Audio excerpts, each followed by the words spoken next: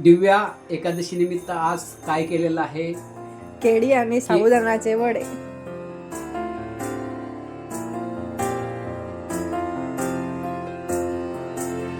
तुझ्या विना वैकुंठाचा कारभार चालना, एकला विठुरायाला हो संसार पेलना.